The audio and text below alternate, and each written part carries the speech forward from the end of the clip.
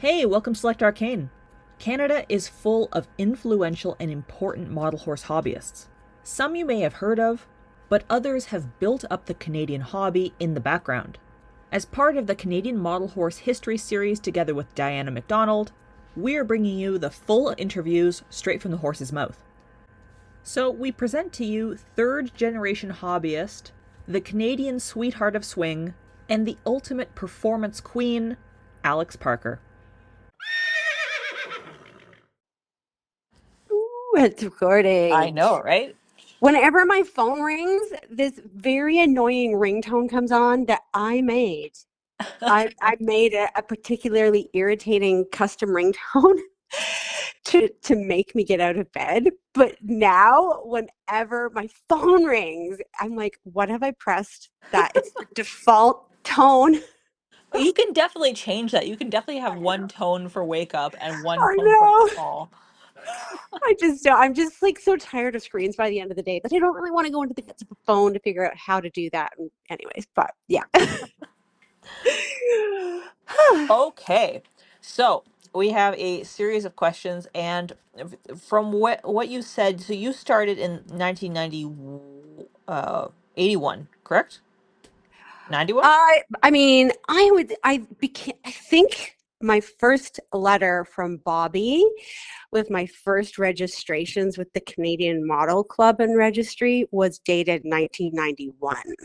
So that would, But so yeah, would that would automatically put you as a third generation, correct? well, I certainly wasn't first generation, that's for sure. I mean, up until that point, I'd just been, playing with horses on, the carpet, like toy horses. But definitely there were girls ahead of me preceding the hobby. Yeah. Well, actually, judging by the dates, you're technically second generation. So So that so what is the date that you have for the start of so all this madness? all right. So, from what we gather, the hobby officially, the birth of the hobby officially starts in the 1950s. And that's the start of Briar. That's kind of the start of the first mail-ins, the first discussion that there is a hobby, and then Right. it kind of transitions. That's all the mail-ins. That's only talking, that's snail mail, but Right. nothing actually really happens. Like there's no live shows at this point.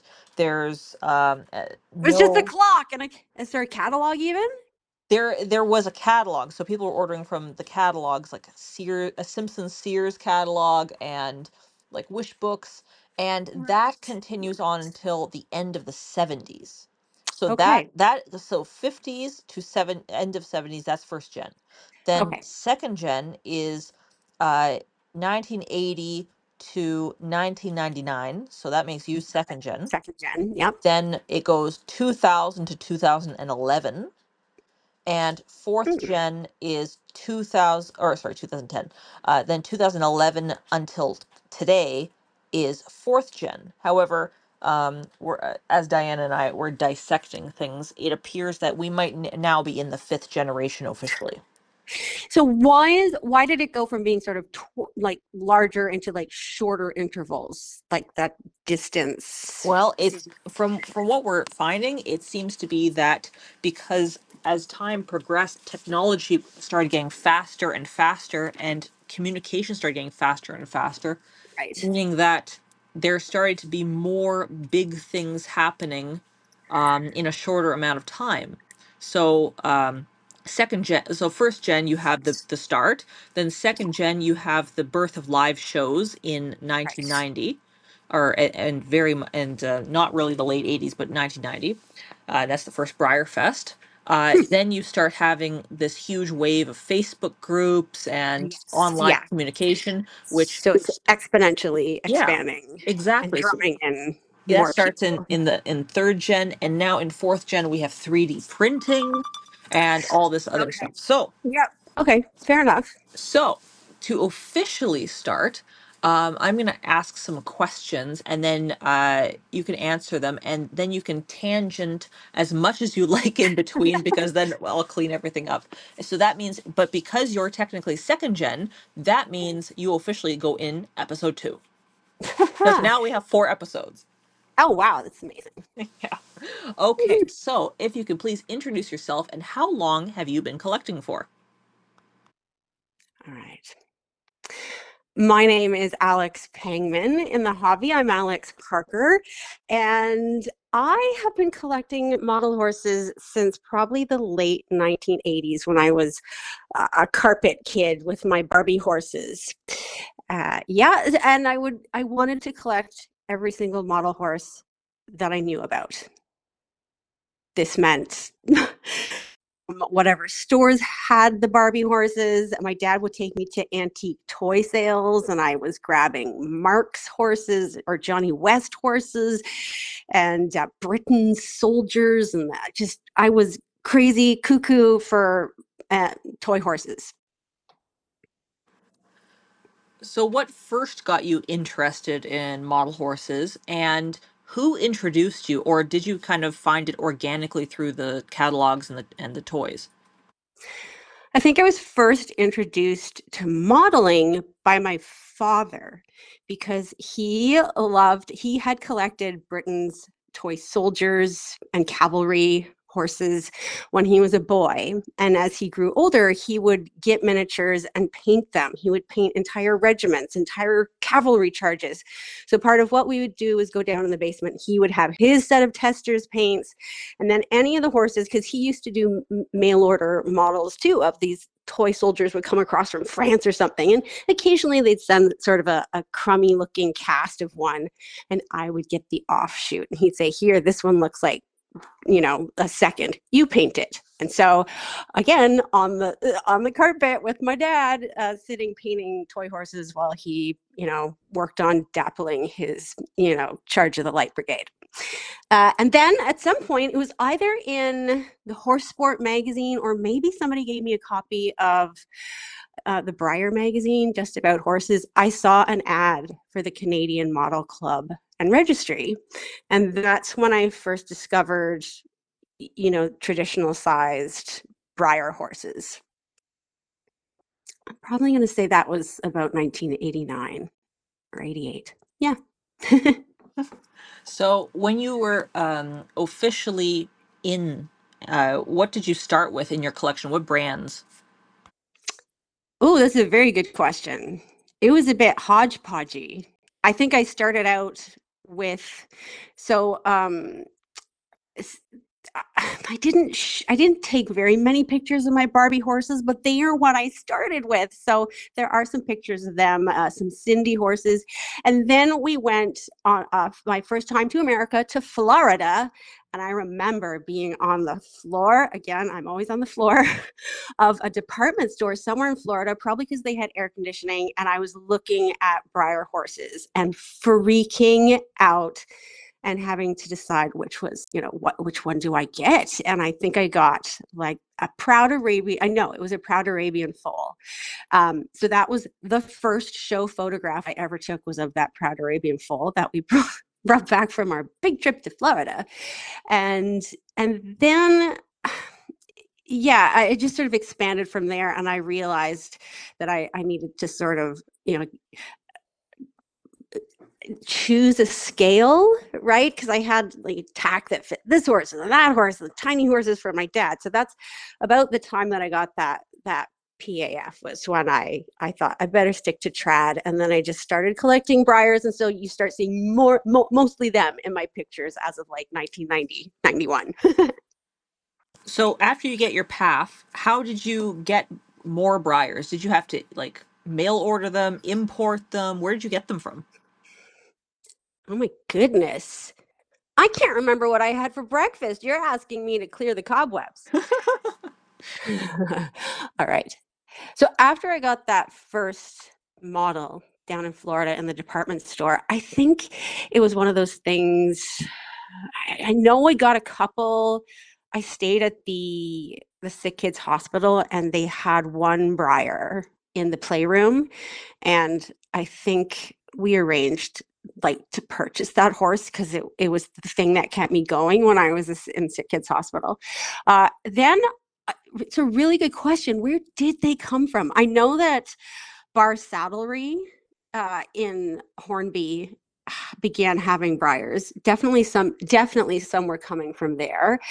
But also in the Canadian Model Express, one of the things that I really loved, and that came out every 2 months, the newsletter would come and there'd be show adverts and some, little articles, but there were sales lists. And I was, in the expanding part of my collection. So I always would skim through these sales lists. And, this meant in the second generation of model hobbyists that you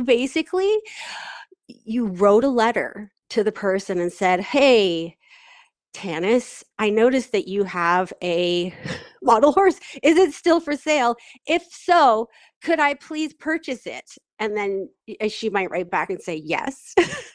At which point you sent a check for the horse.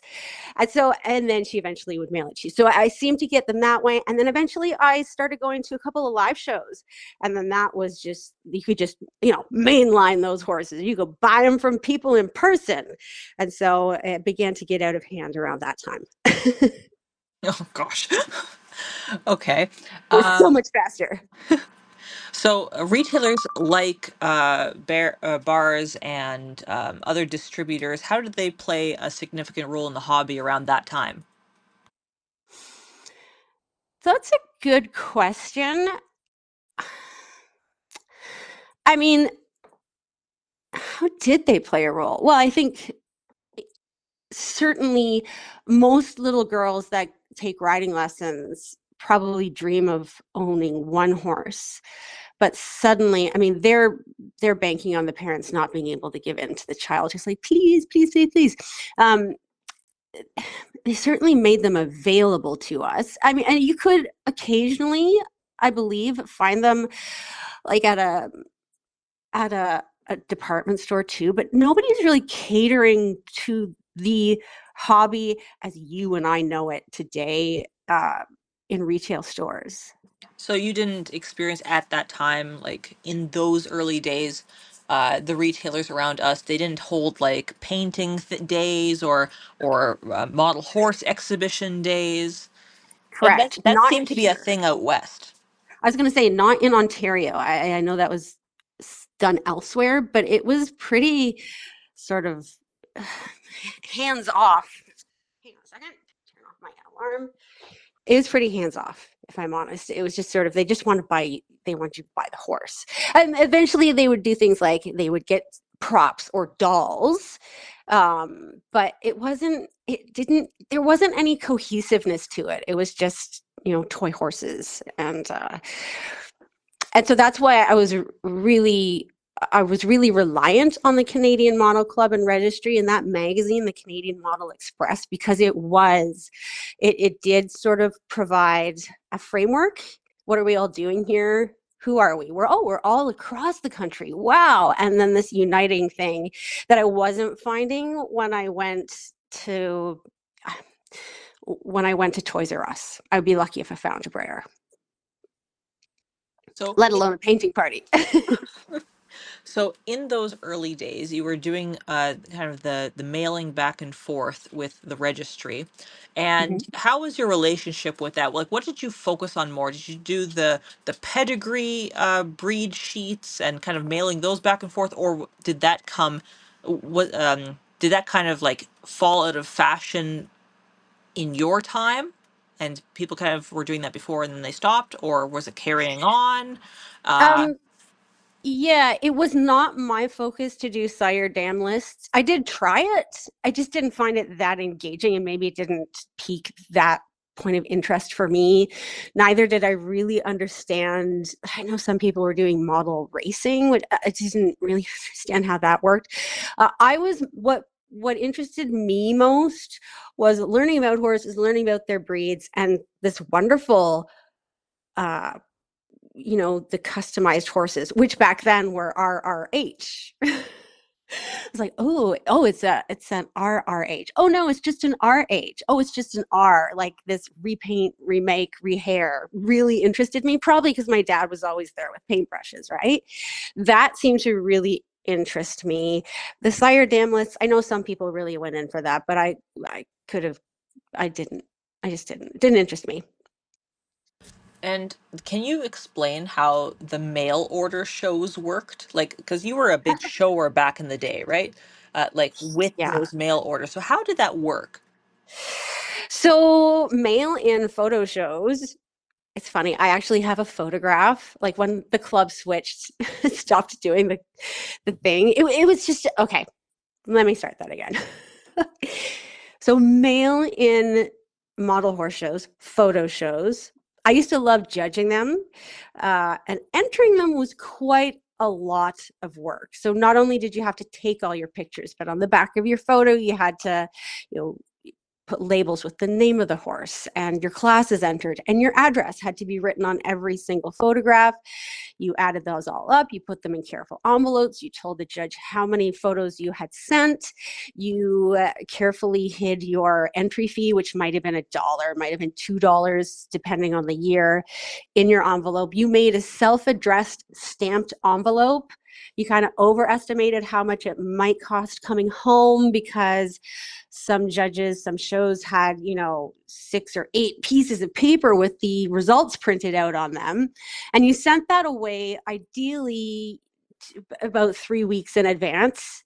That you waited for the judge to, judge, send all your pictures back, and then you would just basically stalk your mailman. I did a lot of stalking the mailman. It's like, does he have my Canadian Model Express? Are my show pictures back? And there was this glee and excitement that I don't feel now at horse shows. It was this whole like, it's coming in the mail. Like even some of my photographs I sent off to be developed somewhere else. So if I wasn't waiting for the show photos, I was actually literally waiting for the prints to be delivered to my house. So there's this whole love affair with the Canada Post steps on the front porch that I miss. And I miss the anticipation because now you're like, oh, results, click PDF. Okay, great, cool. So I really loved that part of it. But yeah, it took an awfully long time. It was, maybe your pictures would be away for a month. And it was expensive. Lots of trips to the post office to measure your packages, lots of stamps. Yeah, it was crazy. I can see how the hobby has changed and is much more affordable. So when you got into the hobby, who was your first point of contact with a hobbyist, and how did you connect with that person, and how did you figure out from there that, oh my God, there is this huge open world of model horses, like with real collectors? Right. Well, the first point within the greater Canadian scene was with the editor of the Canadian Model Express, Mary Ann Dalton. And Marianne, she felt like a pen pal, with every magazine she'd send you a handwritten note. Next was Bobby, who's the president, Mosiman. I'm Yeah, not sure. Mossaman. Well, it was weird because I heard her say her name on your show there. And I was like, that's not how I've been saying it in my head for 25 years.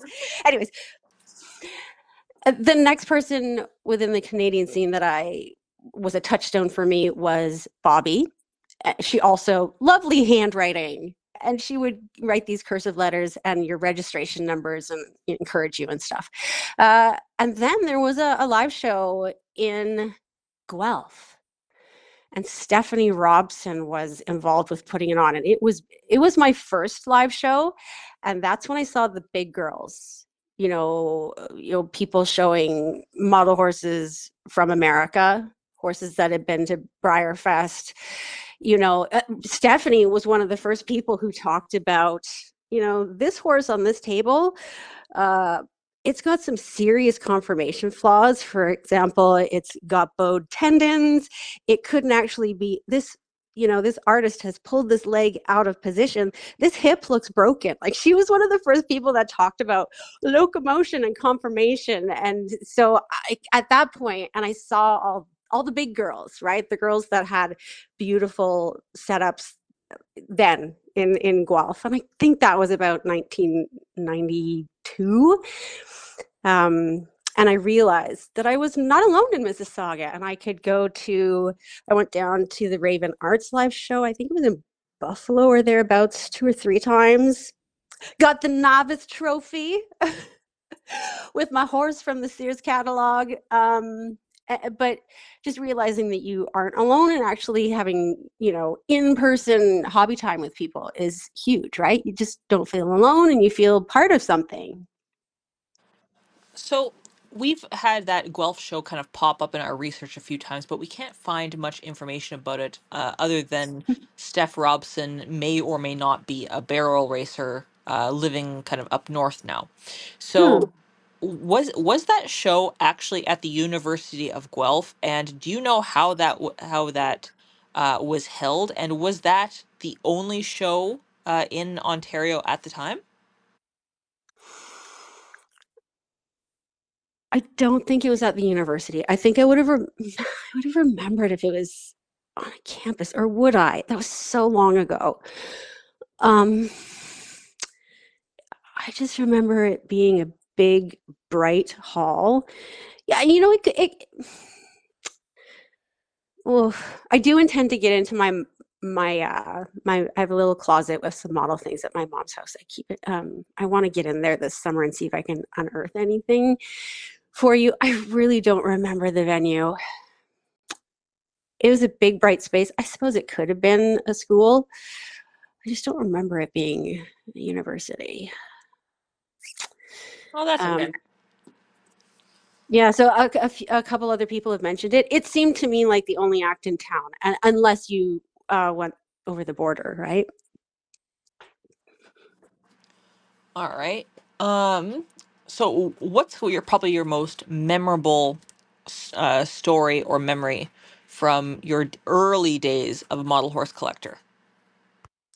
Oh, memorable days? Well, I thought it was pretty special when I won the trophy at the Raven Arts Classic. I still have it in my model display case because I've never won a trophy since. Really memorable. See, that's not true. I think I must have won another trophy, but my most memorable days in the hobby surround being at live shows with model horse friends. I really enjoyed going to the Maritime Madness live shows. I went to 2 or 3 of those on the East Coast, um, partly because it's just such a pastoral scene. But I remember we all went riding afterwards. That was really nice. But, just like hearing your friends talk, like Debbie from PEI was always singing. I remember those things. So, yes, it's about the horses, but it's also about the people that you meet along the way. Like, I don't know I mean, sort of a landmark moment was my mom won. There was a silent auction at some live show, and mom entered, and I won this beautiful Lee Francis custom. It was a beautiful horse. That was the first really nice thing I had in my collection, and that was sort of pivotal for me because it meant no, you don't have to just have carpet toys. You can have beautiful beautiful horses that have been completed by an artist. So I'd say that was kind of pivotal because it showed me that there was something more to the hobby than just toys. Um, so since the 80s and 90s, how do you think the hobby has changed since then? And how is it different than when you started? I think it's become more sophisticated. The horses, there's so much more variety. Briar isn't the only thing in town, right? The availability of artist resins is pretty inspiring. Um, the artistic level, I think, has gone through the roof, as have the prices. A conversation that you and I might have had. Um, and it just seems that perhaps in many ways this means that our tack is our tack almost looks like a brand new CWD saddle. Like I remember we had the saddle fitter out and I'm like, look at this picture on my phone. And he's like, which of our saddles is that? Like it for a second, the guy who sells CWD saddles looked at somebody either Russian had done like a CWD, and for a moment he thought it was one of their saddles. And so I think the artistic thing is way through the roof. We're such great artisans now, but I'm not sure that we're all doing it for the same reasons that I did when I was a kid on the carpet with toys. Like sometimes I think, are we collecting these things to win prizes? Or what are we collecting these for? For the camaraderie? Because it seems like there's a lot of angry people online who are having fights with each other over toy horses. So uh, I think parts of the hobby are better now. And I think parts of them are unattainable now. I'm starting to just collect things because I like them, not because I know you're not getting a soundbite here, but I'm frustrated by the fact that the things that I'd like, I can't really afford. I can't afford to have a horse that wins at Nan because I have other bills. And just, you and I mentioned offline about like how the people in the real horse show ring, like living horse show ring, it just seems like it's Bruce Springsteen's daughter that can afford the nicest horse. And the same kind of pertains. It's like the Americans with the most money or the people with the most money can have the horses that win the most because it's just unattainably expensive. Yeah. So yes, the art is much better now, but it's a little discouraging. Are you collecting to win things? I'm starting to think I should just collect things because I like the way they look and I can afford them. No, that's completely fair because it is like I feel the same way. Like I paid $500 for a Nikki button 10 years ago, and I try to buy a Nikki button from directly from her, just like how I did before. 10 years later, and that $500 is now $3,500 US, of course. And Ooh. it's like, geez, like inflation hasn't gone up that much, right? But still.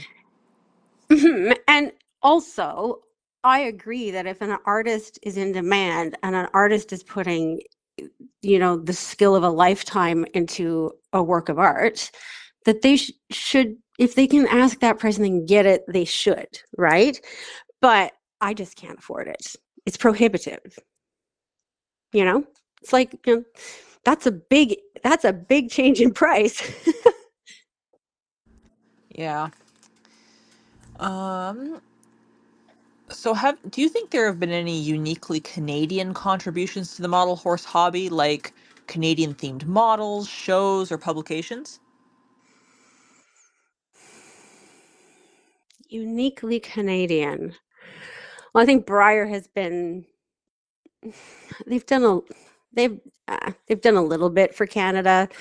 Their Big Ben was very nice that they did a portrait model of Big Ben. Also on that same mold, they did the RCMP horse with the maple leaf watermark on its bum. But, for instance, there have been some racehorses, founding famous racehorses from Canada that it took a really long time to get their attention to make models of. So Breyer, you haven't really done that much. Uniquely Canadian people up north. Well, we have had some and have some amazing equine artists like Michelle Grant and Karen Baywall. There was one woman named Judith Fransky from out west, and she used to flock horses. And it was something that nobody else seemed to be doing. And I thought that was pretty unique. And then she would photograph them with the backdrop of the Rockies. That seemed to me quite beautifully Canadian expression of our hobby, right? Tierney Reed did a great magazine that didn't last too long. She also did some curio scale resins for a while. There have been some really good Canadian painters as well. And of course, the Canadian Model Express. That magazine is so it's absolutely Canadian. Yes, we talk about American Breyer horses, but so Canadian, so Canadian. Um, so so since when you started, what role has online networking played in the Canadian model horse community, especially compared to those pre-internet days? The internet has really sped up how quickly we can communicate, how easy it is to share information if you have a live show, if you have a horse for sale, if you saw a cool video, like one of your videos that you want to share with your friends, do it on Facebook, and within 25 seconds, it's shared across the nation. It kind of makes you wonder, like, what do we need things like magazines? I'm like I'm very old fashioned analog. I still love having a magazine in my hand, but I realize that in the modern age uh, we can reach far more people and younger people, because like with anything, there's attrition as older people, either die off sadly or just find careers and get out of the hobby. So we always need young people. And so the internet is a great way to bring young people into the hobby, and it's just so immediate, right? If you want to, it, when I when I think about how long it took to negotiate the sale of a model horse in 1995, several letters and a check sent across the country, and it's so much faster and so much more immediate. And let's face it, people's attention spans are just not what they used to be. That said, I do know that the move to an online hobby has been difficult for some of the first and second generations of us, people that aren't great with computers, that maybe had vision problems, that they didn't have fast internet because they lived in the country. So that has been a bit of a hurdle for some people, and I think we've probably lost 2 or 3 people from the hobby because of it, which is sad because I love those people. But I think we've just been introduced to so many more hobbyists with the internet. The internet. That's something that I didn't really like consider. Like, I'm in that era of being the last generation that's analog and then going digital. So Mm. I remember those days, but at the same time, I didn't really consider, especially when talking to Diana about this, that we've lost people along the way who may have had dial up or may have Mm. lost the connection because first and second gen was forced to travel the distance and forced to pay the postage to send letters. And Mhm. if you wanted to be Yeah. part of the hobby, you had to make the effort. And if Yeah. and then those people stopped making the effort because it's so effortless to be on a computer. But if you don't have access to a network, too bad. So, Yeah. yeah. Well, I have one friend for whom that was a problem, the distance. For her, she had to take she lived in the country and it was a thing for her to go into the store the Canada Post to sell her horses, or to send photos for a show. Like that was a day. It was a day to do that now. She's also one of the people who was unable to adopt, through no fault of her own, but she just couldn't adopt, um, doing the Facebook. So I was entering her horses by proxy for her because she didn't have a way to, she would mail me the photos. I would scan them, and I would enter them for her, and I would email her the results. And she just was unable. She was unable to adapt. So that was tricky. And I think I offered to do that for Marianne Dalton, um, uh, but she never we never got to pull that off because she got sick and passed away there. But um, it does give you access to so many more hobbyists.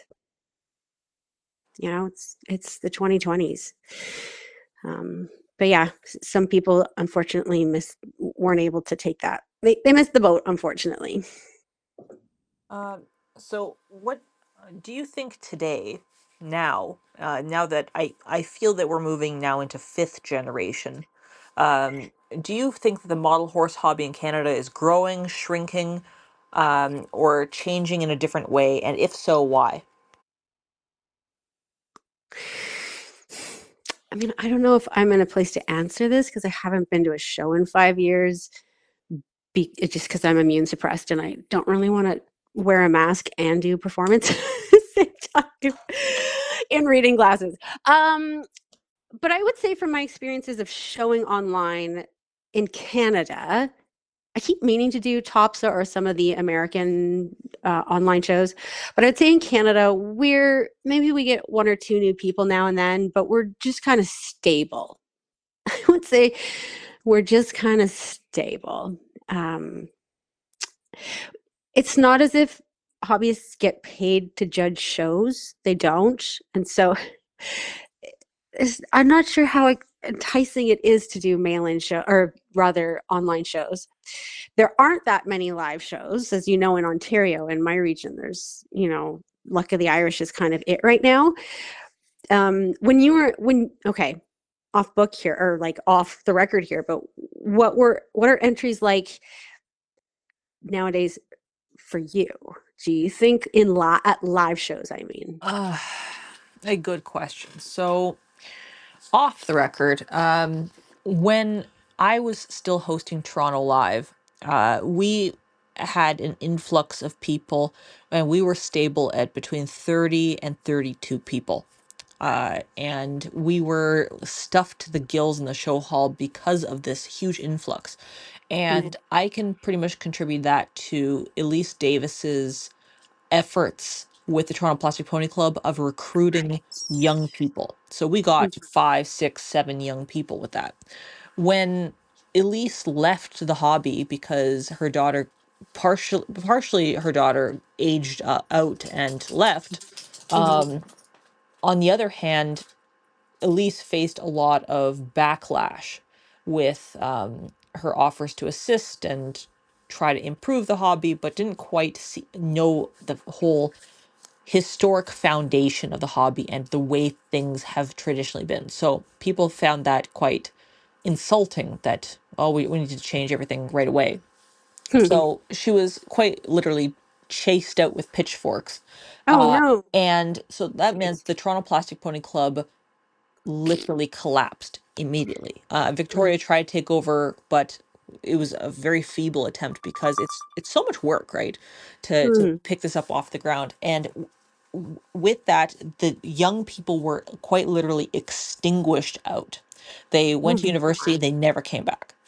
right. And that meant that all those new people that we did have are no Uh-huh. more. We have none of those people survived. So Really? None? none. Holy crap. So that automatically means that now we are lucky to get 17 showers, and 5 of those showers now come from Michigan. Holy. Whoa. So, Okay. and So, not only that, but in the West, from my research and chatting and interviews, the Alberta has officially closed up shop because oh, Lethbridge Live has closed. Bobby has retired Bobby's. from hosting. Oh no. And BC has been out of the game for 10 years. Yes. Saskatchewan and Manitoba seem to be relatively growing. Quebec Hmm, is now hosting a live show every summer. cool.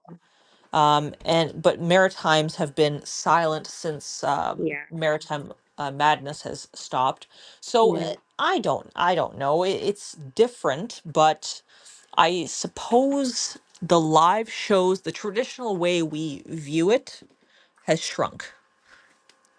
But then again, things have changed and people are more on TikTok and watching videos and making Hmm. videos. So, Yeah. One of the bonuses that I've found to the immediacy of the internet is these challenges. The painting challenges or the tack challenges or the doll making challenges. Because it sort of immediately rallies people who can share resources, inspire one another immediately with posts online. And I have to think that will appeal to a certain type of person. Um, but it's, when I hear you say that there was sort of a flare up of numbers and then it tamped down again, that is discouraging. Um, but I the other thing I'm really not sure about, you asked about tax doors, Greenhawk. Is Greenhawk going to sell Briars? Are they going to be affordable with the tariffs? I just don't really know if that resource will dry up for driving interest in Briars. And now, Greenhawk was great because they did have their painting and Briar days, but that it concerns me for the future of the hobby. Um, that said, if I'm just showing out of my living room through my computer photographs, I can show in America. But yeah, it is nice. The Canadian shows like the CMH net shows, those are great because I see many names, a few new names, but many names that I've known for years in the hobby. Some people that have had kids come back to the hobby. Now they're showing online. So that I do feel that there is a slight sense of togetherness online. But as I alluded to earlier, the really memorable moments in my hobby career have been more about, you know, hearing your friends chat and being part of that camaraderie that you get at live shows. So I'm sorry to hear that perhaps the numbers are on the soft side at the moment. Um, yeah, that's unfortunate. I didn't expect that. I'm sorry to hear that. Well, I mean, there could be a renaissance. Things change, things develop, and like like how in the 60s and 70s the mail order shows, the photo shows like developed and they became a thing. Then people So started moving funny. people started moving into live showing and but Yes. staying with photo show, and then people started moving into online and doing it. Like it doesn't mean that photo shows have completely dissolved, and it doesn't mean that live shows have completely dissolved. It's just changed. So I like Do to you see it think that way. that it's changing? Okay. Would you think also because the price of everything is inflating? I mean, I did consider coming to the Luck of the Irish this last time, and I got cold feet. But I also had not seen an entry fee like that because just everything's more expensive. It's like, oh, well, that Yeah, seems more. it's rough. The show halls. We don't get $100 show halls anymore. Yeah. We don't get freebies anymore. Like it's in the GTA. If you wanted to do a downtown show, Toronto Live used to cost me $1,200 just for the show hall. Oh, sorry. Was that the one at the university? Yeah, yeah. That was at Humber College. That was such a beautiful. Yeah. And the only way that that was covered, even though it was a $1,200 show hall, was because we had the entries for it. And Right. the community center, or the Legion Hall that Alyssa gets Yep. starts at $700 Wow. starts. And that is, and with that, like the entries Yeah. that she gets do not cover the show hall. Oh. She has to rely on other means like the raffle. Oh And my goodness. Okay. when you compare that to the US, the show halls are half the price. Or even out west with Alberta or Manitoba, there are show halls out there that are still $200. So it's different. Unfortunately, here you have to get as far out from the GTA as possible to get something. But Hmm. even then, I have not seen a show hall cheap enough to be able to be sustainable. So, you know, That's so weird. Actually, I remember I was playing a gig in Medicine Hat or someplace like that. No, I think it was Medicine Hat. And I knew there was a live show, but I was like, if I abandon the band right now to go off to some live show and I miss my flight, and I was just like, but I was so curious because it was in the middle of Alberta, and I thought, like, I would have loved to have gone. Um, so then the next time that I was playing some gig, I I had a day off and I went to Spruce Meadows, and Bobby and I, oh, that's a good moment. Bobby and I broke into the international ring. I walked up the Devil's Dyke. wait, It was wait, pretty funny. you have to tell the full story. Oh, Yeah, so one of the highlight moments of my model horse life was finally meeting Bobby Mosiman. And we went to Spruce Meadows and we watched the horses jump around. And then we discovered that the international room or the international ring, the big one with the clock tower and the bank and the devil's dyke was empty and there was nobody there. And so we basically walked around the international ring, broke in, walked around for probably about 15 minutes, just like, whoa, it looks so much bigger in person. Wow, this is a really steep bank. Until finally somebody came and was like, ladies, could you move along now? They're so polite about it too, but that was really great. It was great to meet Bobby and to talk about horses and to break in and make our debut in the international ring at Spruce Meadows. So now that things have changed over time and stuff, from your perception, what do you think the perception of the model horse how do you think the perception of the model horse hobby has changed within Canadian communities? How has the perception of the model horse hobby changed within Canadian communities? Yeah. Hmm. Well, like it or not, I think we do sort of, we are somewhat ruled by our southern neighbors. Uh, and the bar is very high down there. We benefit from, you know, great companies, for instance, the Peter Stone Company or Breyer. But I mean, it seems like we are measuring ourselves against the Americans often, and now the Europeans too, with great Russian tack makers and the Bridget de Burles and the tremendous resin artists. So do do we stack against them? But I think sometimes I know I am kind of drawing inspiration from not from people abroad or from people stateside. They seem to be um, more galvanized to produce more and to expand more and to, really hit the heights. What I don't know challenge? if I really want that soundbite going out there, but it's like I do feel like we compare ourselves to our neighbors. Oh, I think that's just natural. I think it's just human nature in general. Well, I guess that's how you get better, right?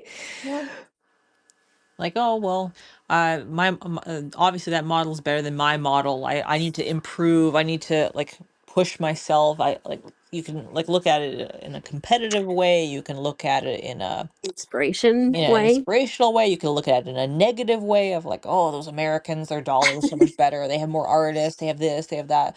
Like, again, I think it might just be human nature just to kind of like compare oneself in general. But what's And our, yeah, now there's the whole how do issue we, with the tariffs and the I know, politics, and you can't I know, get a but we basic. have healthcare, We universal do. healthcare. We do have Um, universal health care. but I don't know what a Canadian would say how they perceive the hobby in Canada. I get the impression that, well, that we're less competitive. Maybe I don't know. I'll just shut up because I don't know. I just, I know, for example, like Lisa, she seems very American to me. She's like a big personality. She makes fast decisions. She has really expensive things. And I think that she's shown a lot more in the States than I have. Uh, and sometimes I can find that a little scary. It's inspirational because she sets the bar high, but I guess maybe I perceive the Canadians are a little softer and kinder and gentler. I don't know. Yeah, a lot of people have said that, especially in my one of my last videos when we were talking about model horse shows in Canada and comparing it to the States. That's pretty much what everyone says is that a lot of people are softer here. We collect what we want to collect rather than being in it for the money and the winnings There you typically. go. That's well said. We have typically smaller collections where but you know what, you know what's so funny is that the camaraderie seems higher in the US Yeah. from what I've done my research with is that everyone in the States always goes out for dinner after. Yeah, I saw that in one of your videos. And it's like, we're like, boom, gone. Yep. See ya. Yep. Oh, actually, that's a good question. So, when for live showing, when you first started going to live shows in Yes. person, how did that happen afterwards? Did you go out for dinner? Like, and what were the activities surrounding live shows? Um, Lots of activities with the shows in if at the Maritime Madness live show. Maybe it's because I was staying out of province, so we would get together and eat together.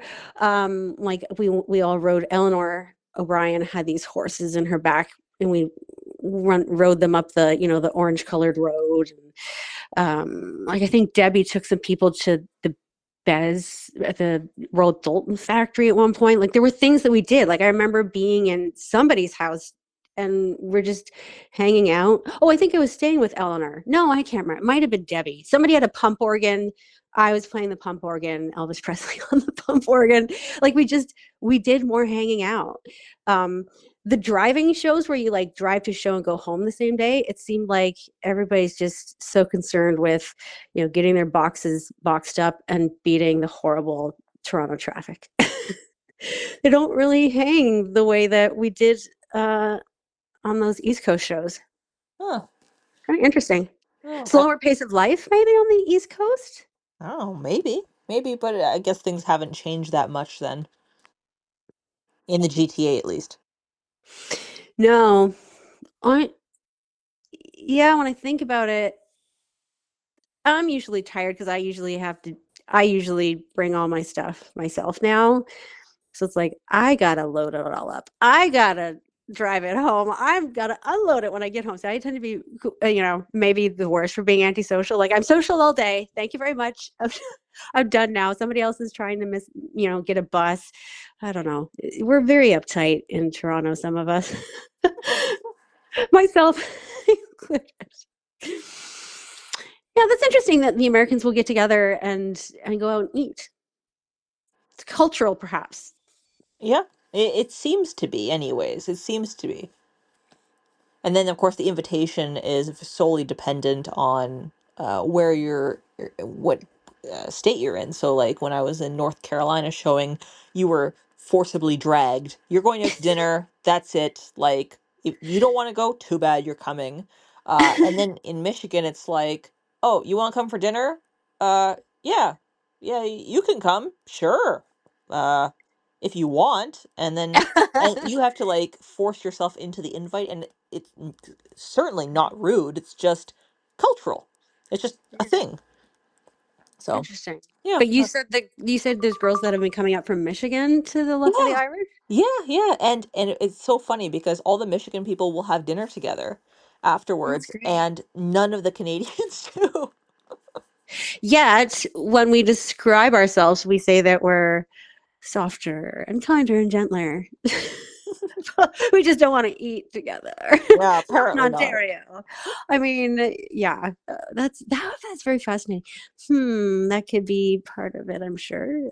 I'm sure you'll put all of these things together and tie it nicely and neatly together for your video. Oh, I hope so. Like this is actually legitimately going to be the first video um uh history and recording of for the model horse hobby. We've never had this before because we've had the Mares in Black podcast has talked about some model horse history, but of course US only.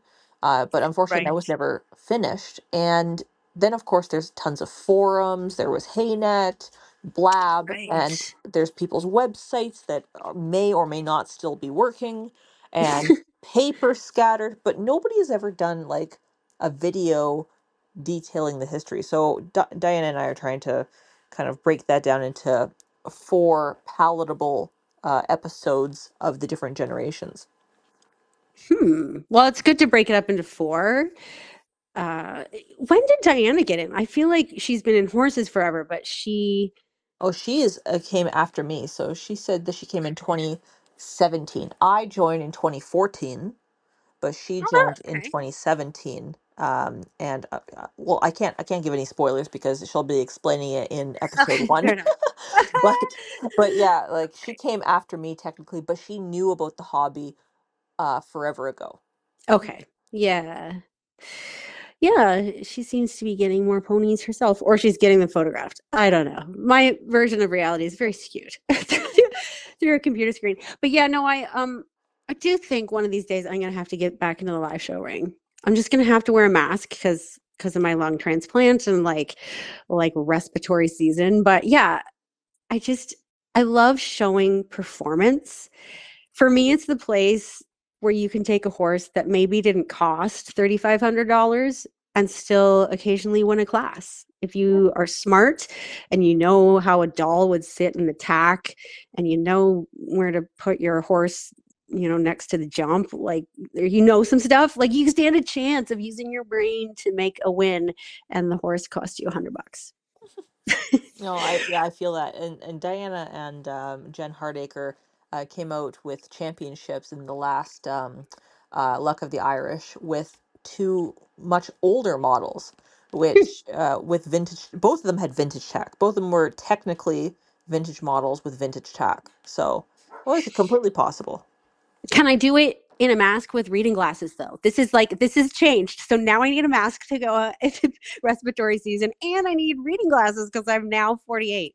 But yes, I did see Jennifer had like is it the cadence resin, the Yes, organ? nightly cadence. Yeah, nightly cadence. Yeah. In a lovely vintage tack set. I thought it looked terrific.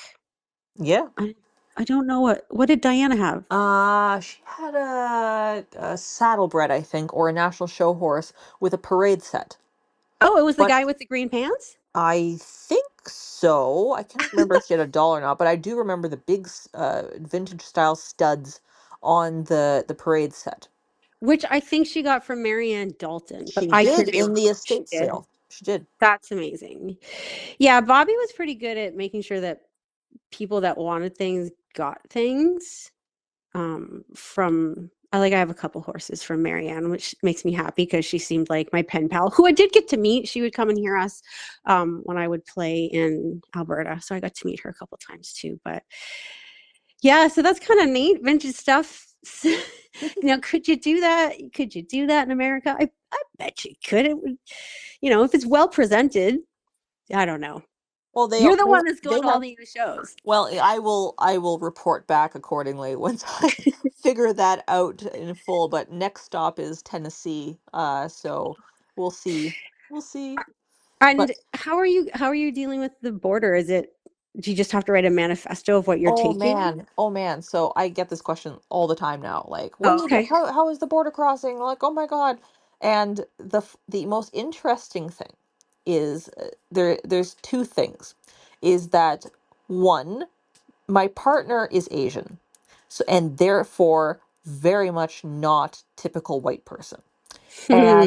And we always like kind of joke about this and go, oh, maybe I should drive because like you'll get pulled over. Like the Americans won't know what race you are. They probably think you're Mexican and deport you. And he always laughs about that and stuff. So, Yeah. so anyways, I drive down, and the most interesting thing is that as soon as we hit the border, there's so little traffic because Canadians are, of course, are not traveling. Right. But that has somehow, I don't know, softened up the American border crossing, and because they ask the typical questions of like, where are you going? How long are you staying? And it's like, oh, going to an art show. Oh, what kind of art show? Going to a model horse show. And then when you kind of get into that, they kind of go, oh yeah, okay, sure, whatever. And then they wave you through, and it's so typical, like a normal. Hmm, If you didn't interesting. know and didn't watch the news, you would think, gee, the traffic's light. And then you do your stuff, you come back, and it's the same story on the way back. And I've flown into the US for work, I've driven in for model horse shows, and I have not noticed any difference except for less traffic. Well, isn't that interesting? The the I would not have I would have thought they would have been hard-nosed and But like, I find that all the stories are coming from the south. That if you're crossing the Mexican border, oh, then you might have a problem. And hmm, all the people who seem to be getting held up and seem to have an issue are one, racially ambiguous themselves, and two, on mm, some sort of visa.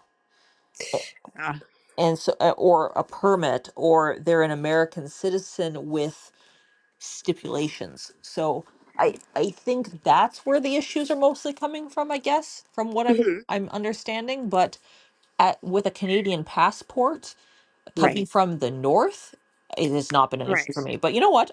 Interesting. Let's hope it stays like I that. have 8 other regions to go through, and I I will find out. Tennessee is next. Tennessee's next. Okay, I have 2 more questions. Oh, okay. So, what do you hope to see in the future for the Canadian model horse hobby? What's your dream?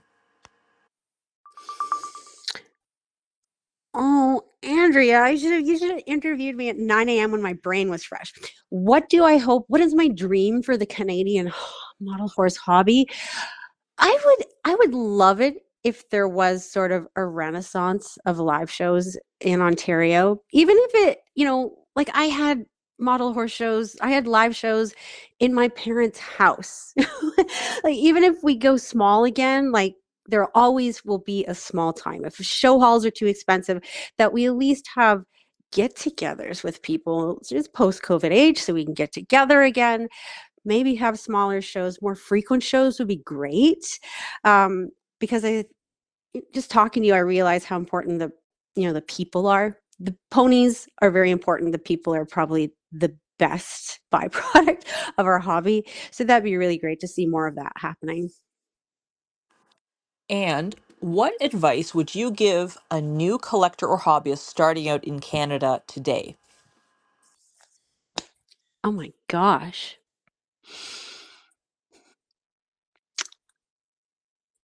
I would say for young hobbyists getting into the hobby in Canada, buy a couple horses that you like, get your feet wet, join a group online, find out where people are meeting, comparing notes.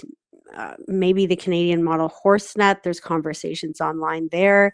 Uh, and try and get involved in the community of this, because whether you're making movies with your model horses or painting them or putting them in dioramas or building them tack, this is such an exciting hobby. And it increasingly with youth having short attention spans and looking at their screens, it is so rewarding to do something with your hands and read about different breeds of horses and just do it because you love horses. You'll find lots of friends within this hobby, but just jump in with a couple horses, get your feet wet, and then spread your roots.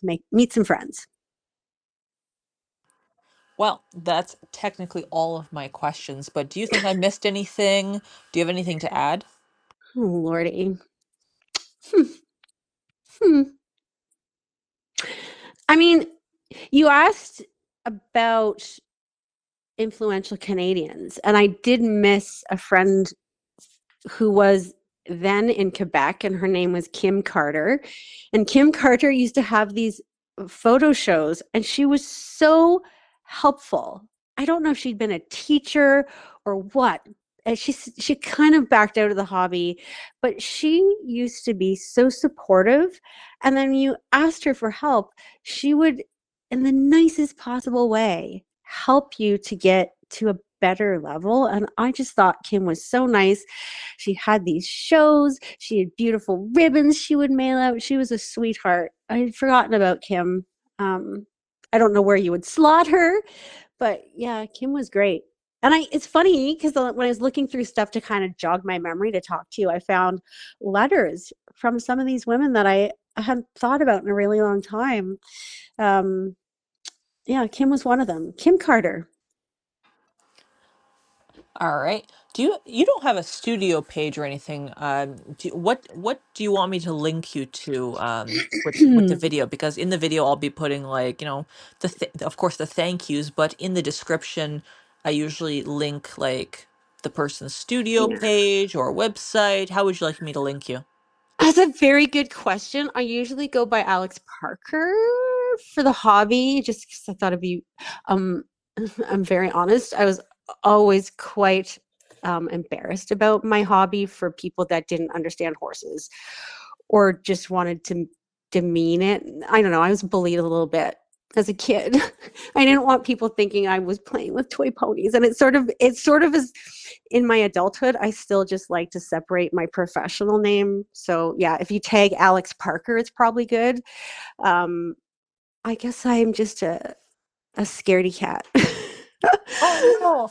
I made it like super professional. I put on my LinkedIn and everything of like, like event coordinator, art show Oh, that's cool. coordinator.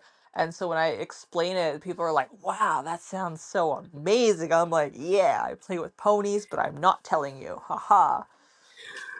I always wondered why I was such a, you're really owning it. I don't know why I've just sort of hidden it like it was some like I have a, like some horrible deformity. It's like I play with plastic ponies, but I love them. And but there are friends that I've had for a long time that don't know that I do this, and then they come into the house and they'll be like a horse on the piano. By the way, horses on the piano is a very bad idea. Oh no. And they'll be like, "What's that?" And I'm like, "Oh, that is a briar." Oh, I have a funny story actually. So I went to Marina's wedding, and I got seated at a table with her friends, and it was I think, oh, actually it was just before the wedding. It was at the bridal shower. At first, if it started first at the bridal shower, so I go. I don't know anybody because I'm the only model horse friend that got invited. So I'd Aw. show up, and I'm like, having some snacks and stuff, and people ask me like, "Oh, how do you know Marina?" And like Marina didn't give me any insights or anything. I'm like, "Oh, I know her from the model horse shows and model horse hobby." And they go, "What? What model horse hobby?" And Marina like gives me like this look of like, I didn't tell anybody." I'm like, "Oh." So anyways, I got bombarded with all these questions. So anyways, the wedding Oh. rolls around, and I get seated with her friends, and instantly one of her friends goes, "Oh, you're the one with the model horses. Like, tell me all about it. Everything, every last Oh, detail." And that's refreshing. it was like, "Oh, huh."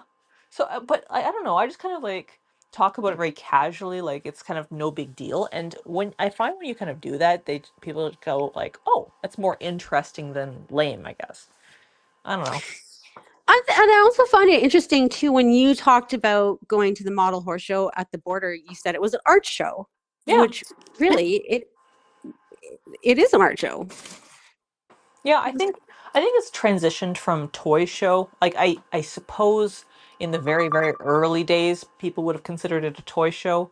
But I would say it's completely different than the toy farm shows like with the miniature tractors and miniature trains. Like people kind of still view those as toy shows. Or like the ball jointed doll hobby. People still consider those as toys almost. Right. But like But I collectibles.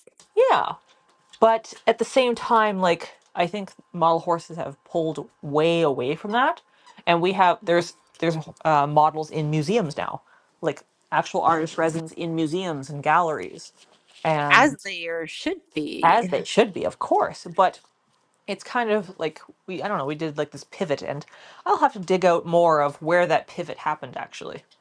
I love it. You're always taking notes for your next episode or your next feature. Exactly. Well, it is kind of interesting because definitely when I've been traveling, like we were in Paris, so of course we did the Louvre and the Musée d'Orsay, and like when we were standing in the rain at the Musée d'Orsay, there's this beautiful horse sculpture in the rain. It was very rainy.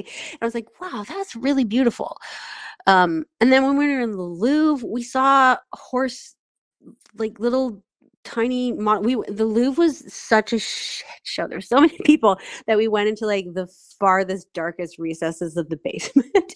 We found this room of all these like prehistoric things and moving into slightly less prehistoric. And there were freaking model horses from like uh, eons ago. And I don't even know the years, but we have been creating models of horses since, you know, I wish I could tell the year. I can't remember the year, but we've been doing this for centuries, literally centuries, whether we have Exactly. them, you know. So it's very interesting. It's very interesting how we want to create images of things or representations of things. Were they toys for children? Were they some sort of, did they use it in some, I don't know, witchcraft? I don't know.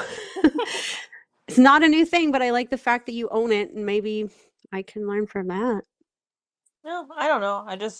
I like I didn't talk about it for a long time. Nobody really knew about it, and then I was like, you know what? I'll just like spin it as this, and like my work knows, like everyone basically knows because it's on my Facebook all the time, and Hmm. nobody ever questions it. They just kind of go with like, oh, art show, got it. Hmm. So I don't know. Well, for instance, like Anne Johnson sometimes comes if I'm performing down in her area. She'll come, and I don't know. Like I think I heard the violin player say, "And how do you know Alex?" Kind of like at Ooh. the wedding, and she's like, "Oh, from Model Horses," and he's like, "What now?" She's like, "Yeah." So I guess I guess I should just love myself more. That's what I've learned from talking to you tonight. So you're gonna do this in 4 episodes. Do you have any idea how long the episodes will be? Well, according to my analytics, people don't like anything longer than 15 minutes. So 20 minutes will Right. be the absolute maximum. Right. The first episode, like, we have so much stuff for second gen and fourth gen. We kind of Mm. fizzle out a little bit at first gen and at third Third. because first gen, you have a lot of like even though it technically starts in 1950s with the creation of Breyer, there's no photos of this. There's like very little Right. history, and there is no Canadian hobby until you hit the 70s. So America is happening with Breyer, and technically you have Beswick, and technically you have Julep, but Oh, this right. is not Yeah. happening in Totally. Canada at all. And actually, Sure. Schleich as Yeah. well. Schleich is another one who is also around earlier. So, Now but that I didn't know. yeah, and Mark's Johnny West. So, Yeah.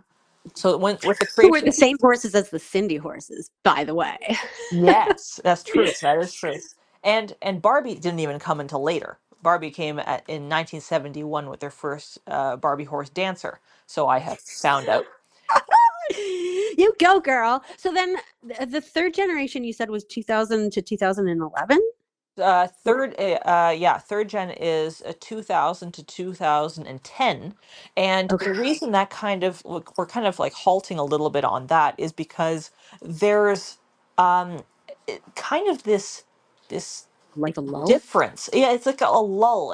But there's so much happening. It's just that there doesn't seem to be a lot of people who started so that we can find who started in that era Hmm. are one still alive and two still part of the hobby and three were doing things then because most of the people that we're finding have started in first gen.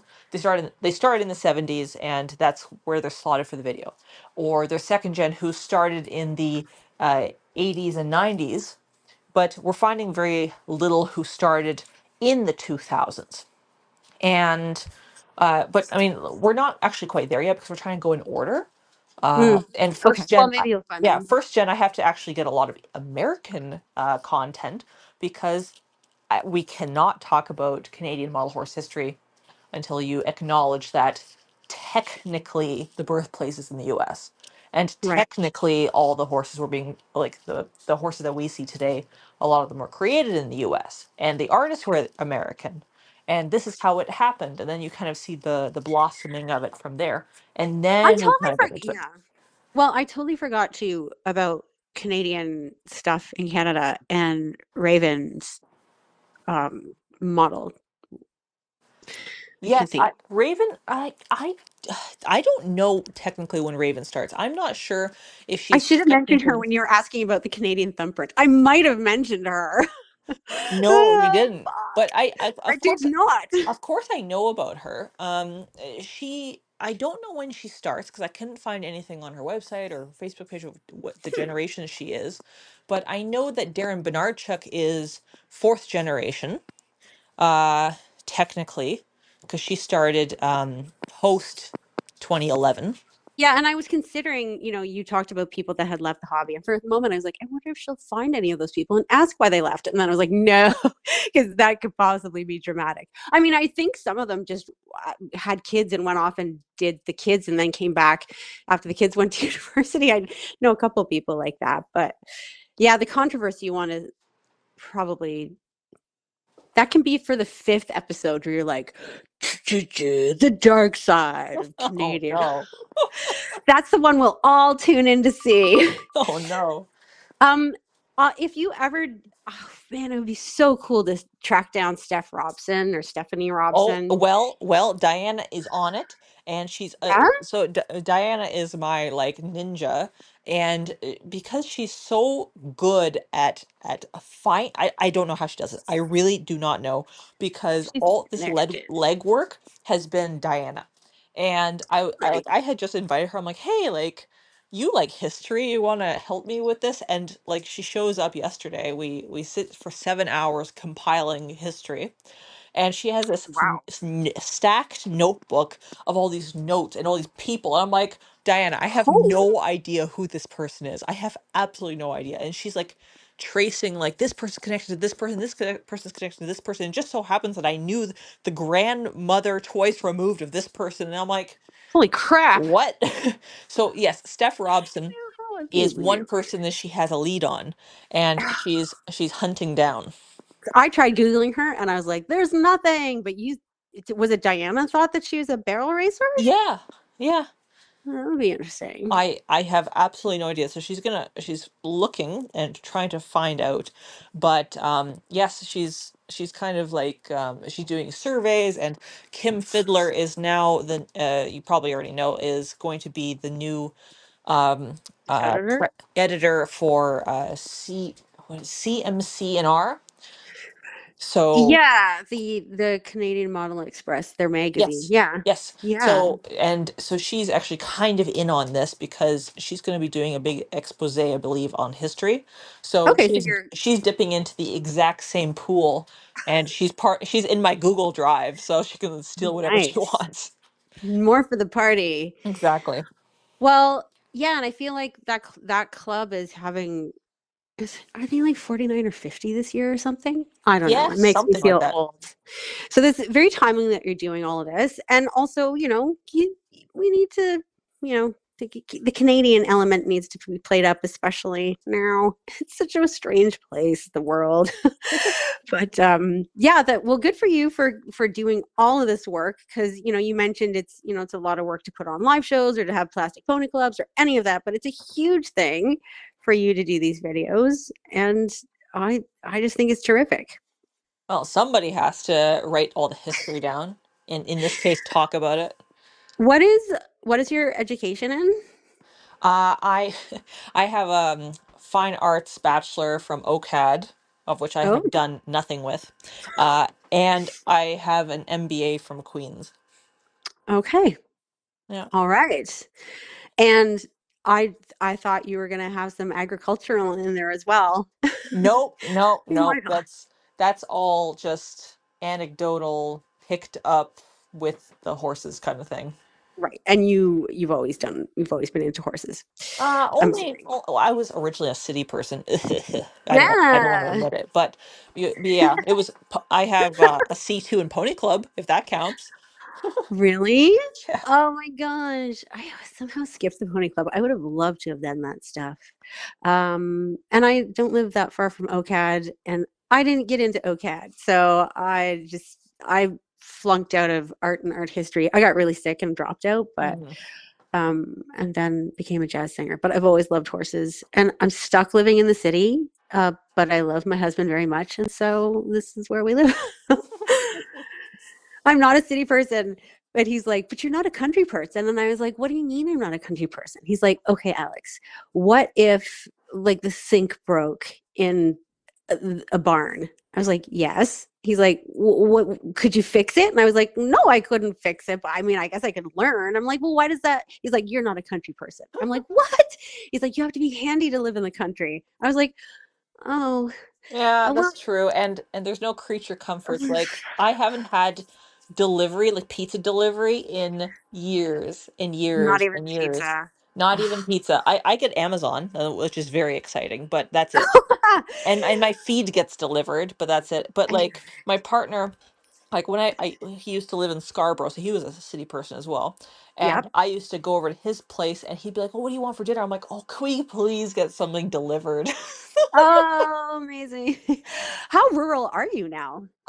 I am in Bellwood, which is 15 minutes from Fergus, and Oh, I wouldn't okay. say that Fergus is terribly, you know, sophisticated.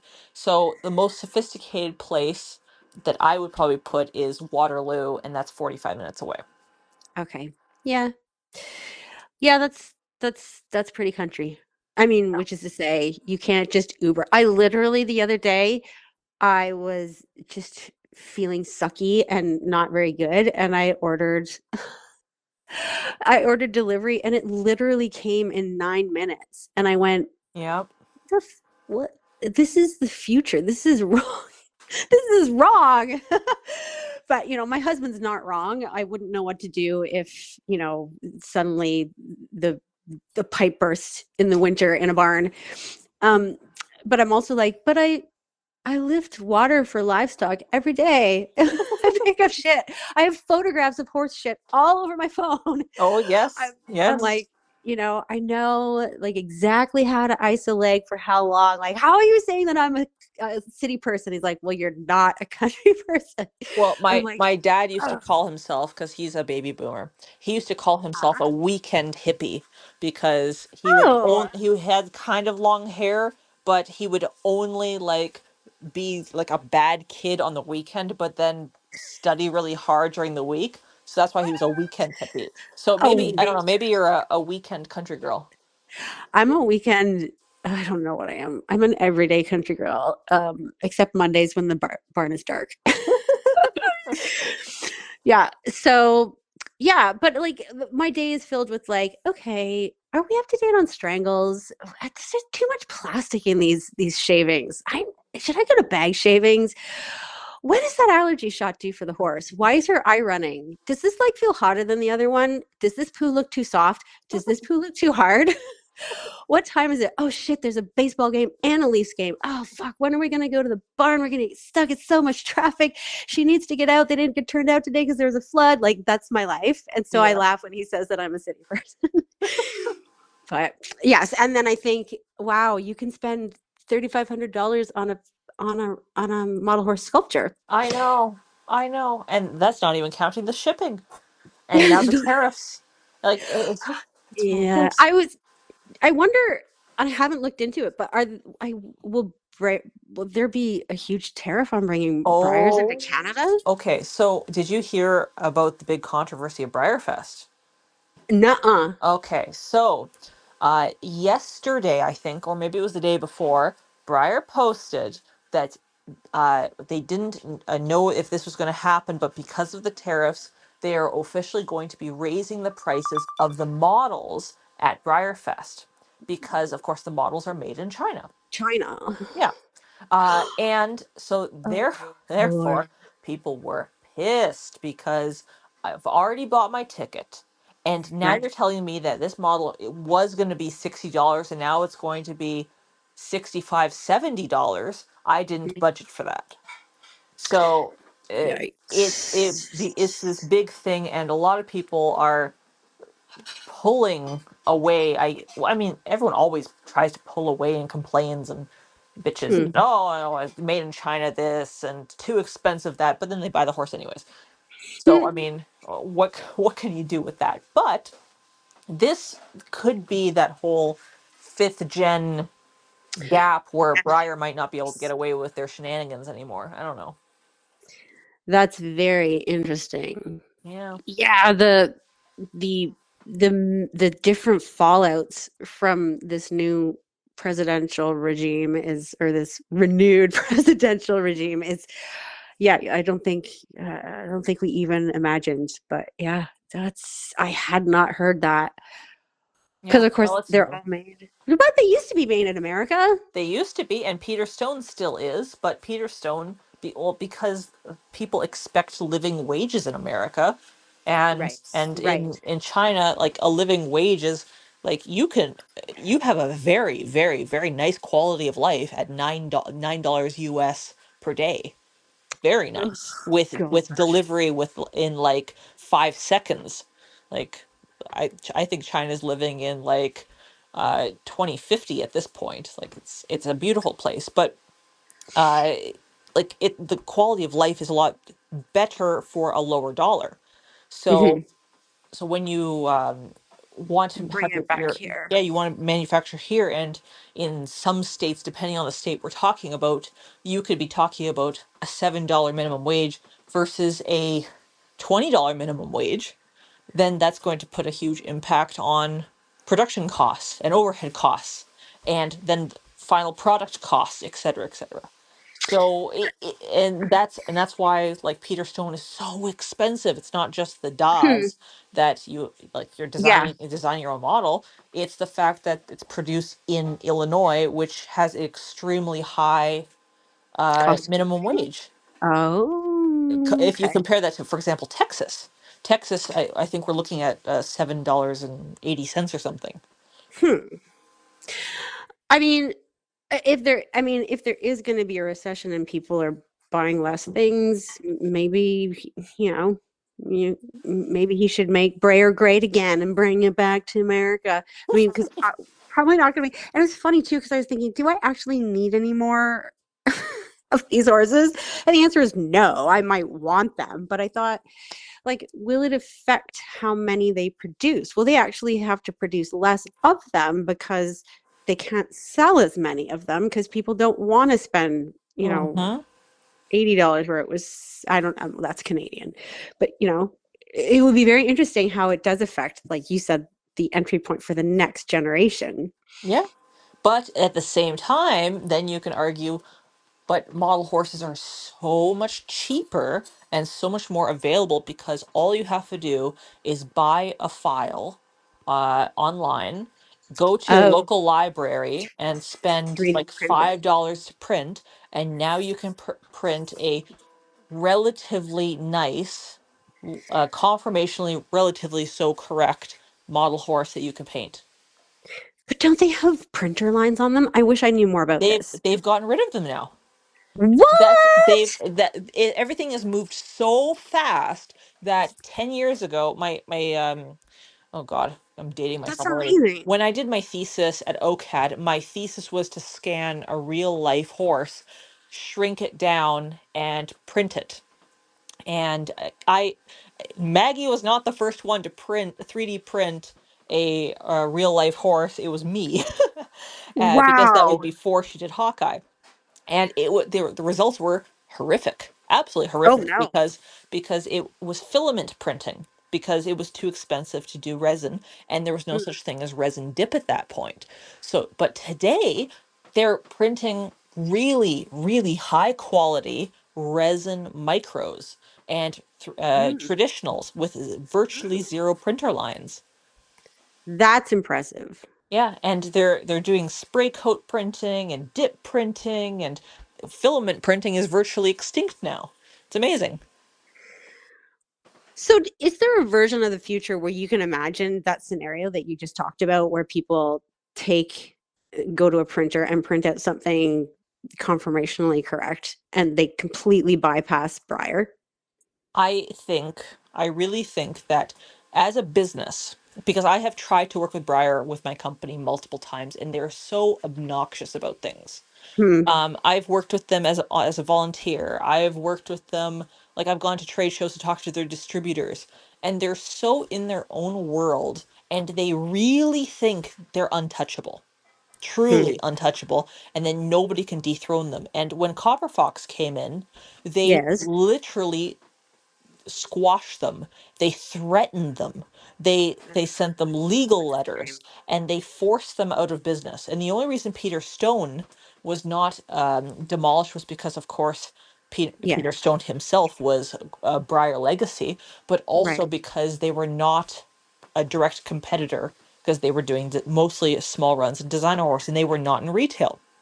But when uh, other brands try to compete, they kill them, and they don't care about the prices anymore, and they don't care about the connection of the people anymore.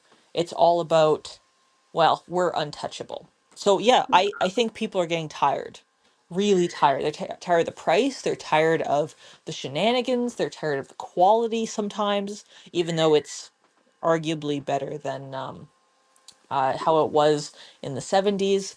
Uh, Yeah. well, because, methods So, change, printing changes. So I think do you know, Breyer is in trouble.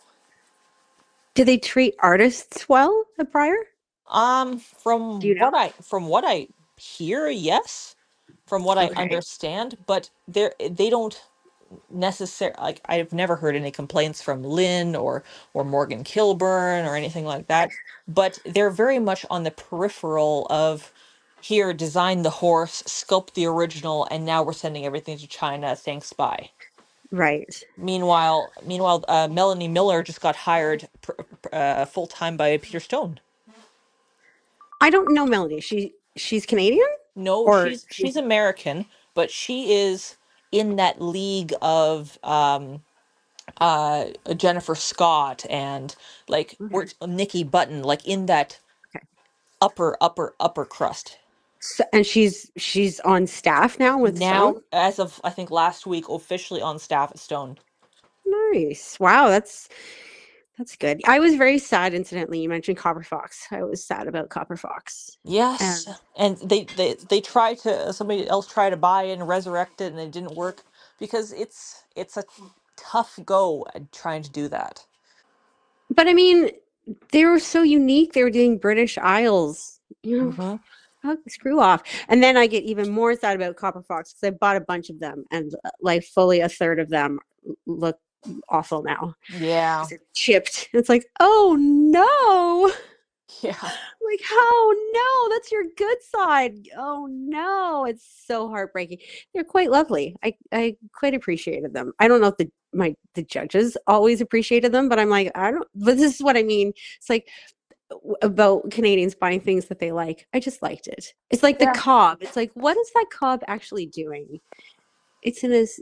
It's somebody said that it's coming out of a canter into a trot, or it's halfway. I don't know, but it looks very cobby with those knees and that neck. And like my first pony was half Welsh cob and half Arab, and it's like, oh, I have to have that. But yeah, I that was a sad one. But yeah, that's very cool. Thank you for telling me about 3D printing because I last one I had printed was like, what? Oh This yeah, looks no. funny. No, it's completely changed now. It's amazing. It's absolutely amazing. And you said it's only 10 years since, oh Yeah. wait, Well, what? about 10, oh gosh, yeah. About 10 years. I graduated my bachelor's in 2016. So, yeah. Well, that's, and I read things about them potentially being able to 3D print organs, Yeah. which would be great as a lung recipient. Uh, and then if they use your stem cells, then you wouldn't have rejection, Yeah. which would be awesome because it would be your own cells, right? So the reason why we have organ rejection is because the body's like, this is foreign, this is not us, kill, kill, kill. So if you were to I don't know if they're still talking about doing this, but 3D print a kidney, say, and then you use stem cells to give it your own DNA over the scaffold of the kidney is what they had been talking about. But yeah, you're only going to see greater and greater things with technology, right? Well, Um, again, technology's moving so fast now. It's never moved this fast ever before.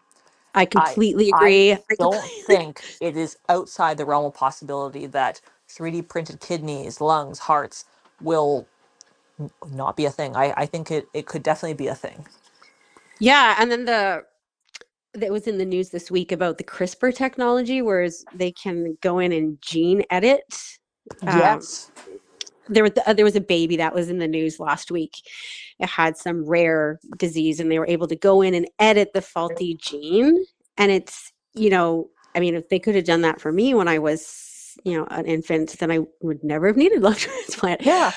But actually, my surgeon came to one of my performances last summer, and he's like, Alex, it's in the future. I'll be able, because the big problem with organ rejection is mismatched organs. Mm-hmm. So you might be the right blood type, but there could be some other mismatching in the gene code. He's like, it's getting to the point where I could take a set of lungs, because he's a lung surgeon, and he said I could take away the clashing gene and just snip it out, and then you wouldn't need to take anti-rejection medication. And I was like, holy, the future is so It's here. exponentially exciting. Yeah. And imagine, like, it's happening now.